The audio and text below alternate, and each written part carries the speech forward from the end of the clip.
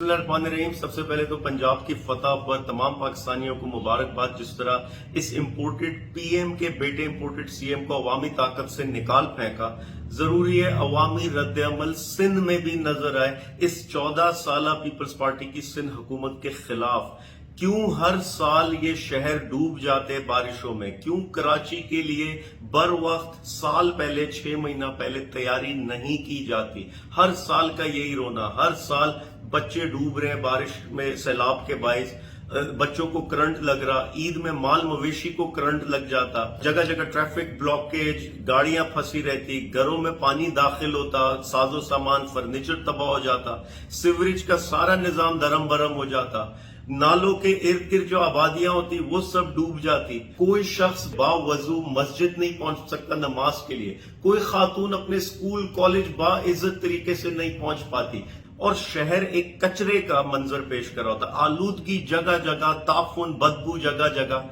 और वही 14 साल पीपल्स पार्टी यहां हुकूमत करती। मैं इसी सिलसिले में बरोज जुम्मा दोपहर 3 बजे सिविक सेंटर पर तहरीक इंसाफ के वर्कर्स के साथ वहां हम एहतजाज करेंगे। हमने अपने जाती वसाइल से रजाकाराना तौर पे जो हम इमदाद कर सकते थे वो की, लेकिन हुकूमती मशीनरी कहीं नजर नहीं आई, हमें इंतजामी मामलात कहीं नजर नहीं आए।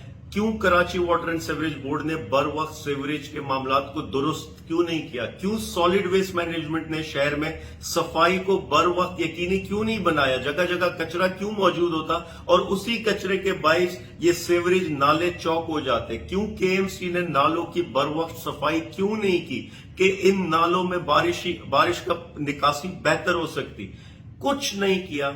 और बिल आखिर जिस दिन बारिश होती उस दिन मीडिया को लेकर कुछ अहम शाहराओं सड़कों पर खड़े होकर फुटेज बनवाते और बताते कि हम बड़ा दर्द रखते हैं। इलाके डूबे हुए हैं, मोहल्ले डूबे हुए हैं, सरजानी टाउन डूबा हुआ है, स्कीम 33 डूबी हुई है, गुलशन इकबाल 13D 13CE डूबा हुआ है, मलीर डूबा हुआ है, औरंगी टाउन डूबा हुआ है। आप चंद अहम शाराए फैसल, यूनिवर्सिटी रोड, शारा पाकिस्तान, ये चंद अहम शाराए दिखाकर उस पर 2-4 टैल लगा के आप बता रहे हैं कि शहर ओके।